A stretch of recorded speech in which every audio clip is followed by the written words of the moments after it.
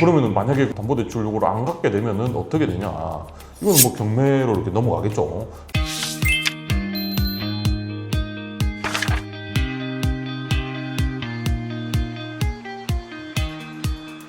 안녕하세요. 리얼회생 이창희 변호사입니다.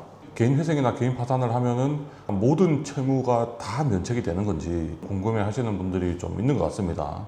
어떤 것들은 이제 면책이 되고 또 어떤 것들은 또 면책이 안 되고 또 이제 면책이 안 되는 거는 어떻게 해야 되는지 이런 것들 위주로 해서 오늘 좀 설명을 좀 드리겠습니다.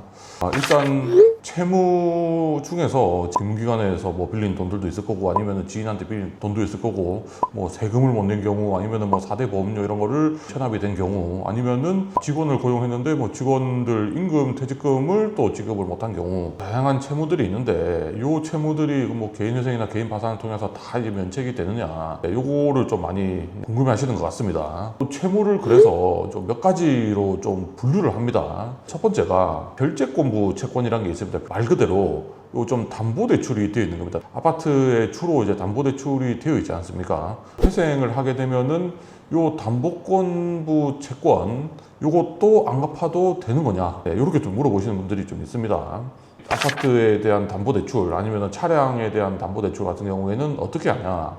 이 채권자들하고 좀 협의를 해서 내가 담보대출금을 달달이 계속해서 잘 갚을 테니까 경매를 좀 넘기지 말아달라 이런 식으로 해가지고 협의를 해서 좀 푸는 경우들이 많고요. 그러니까 정리하자면은 결재권부 채권, 회생 담보권 같은 경우에는 결재권자하고 협의를 해서 좀 변제를 하셔야 된다.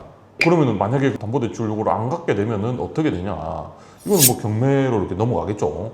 담보권자가 그 담보대출을 안 갚으면은 그 담보권자가 자기들 권리 실행을 해서 경매로 이렇게 넘겨버립니다. 보통 이제 면책의 대상이 되는 채권은 그래서 회생채권이라고 좀 이야기를 하고 이 회생채권이라고 하는 거는 담보가 없는 일반 뭐 신용대출 이런 거를 좀 이야기를 하는 것 같습니다.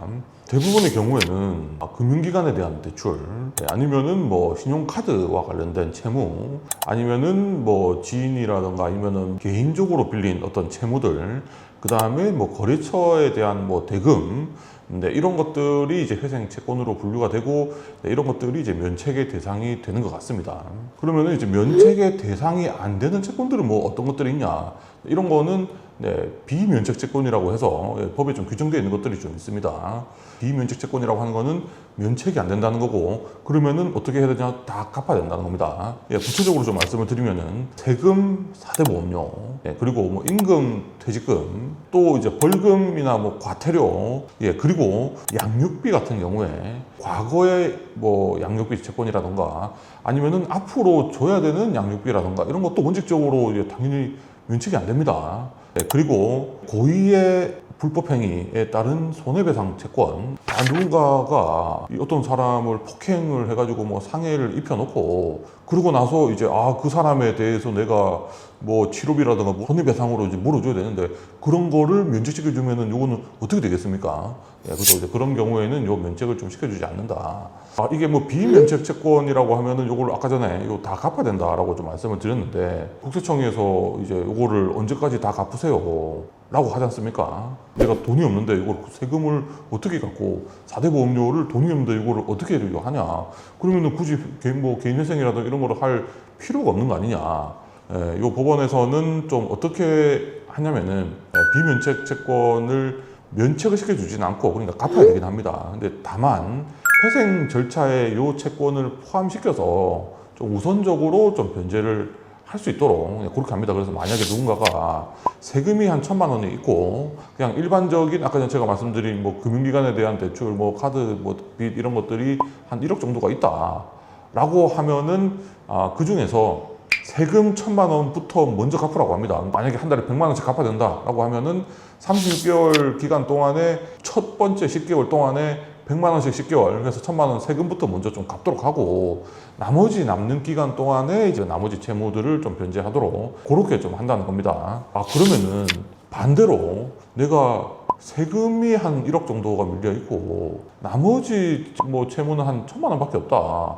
이런 경우에는 일단은 국세청에 가셔가지고 요거 뭐 국세청에서 이제 좀 분할 납부라든가 이런 거 좀 신청을 하면은 일정 기간 동안에 세금을 또 분할해가지고 또 변제하도록 하는 경우들도 좀 있는 것 같습니다.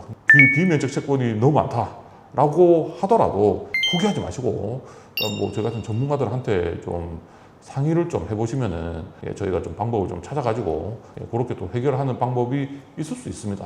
어쨌든 이제 오늘의 핵심 포인트는 면책의 대상이 되는 채권은 금융기관에 대한 채권, 아니면은 뭐 카드, 신용카드 뭐 그런 채권, 아니면은 뭐 거래처 이런 뭐 상거래 채권, 아니면은 뭐 지인들한테 빌린 뭐 어쨌든 그런 개인 관련된 채권, 이런 회생 채권들이 뭐 면책의 대상이 된다. 그 다음에 이제 별채권부 채권, 그러니까 뭐 담보가 잡혀 있는 담보대출 같은 경우에는 그 별채권자하고 별도로 협의를 해가지고 좀 해결을 좀 하셔야 된다. 그리고 면책의 대상이 되지 않는 채권이라고 분류가 되는 세금 4대 보험, 뭐 임금 퇴직금, 아니면 벌금 과태료, 그리고 뭐 고의 불법 행위로 인한 손해배상 채권, 아니면 양육비, 이런 것들이 일단 있고, 기본적으로는 이 회생 채권, 뭐 신용대출, 뭐 요게 뭐 회생의 대상이 되지만 비면책 채권이라고 분류되는 것도 회생 절차를 통해서 면책은 못 받습니다. 대신에 분할해가지고 내가 회생 절차 통해서 납부할 수 있는 방법은 있다. 그러니까 이제 본인이 어떤 채무가 있는지 이런 거를 일단 쭉 좀 정리를 한번 해보시고, 이런 거는 뭐 전문가들한테 문의를 하시면은 저희가 방법을 다 찾아드리겠습니다. 좀 궁금해하시는 것들, 좀 도움이 될 만한 내용들 쭉 정리를 해서 다른 영상으로 또 찾아뵙도록 하겠습니다. 감사합니다.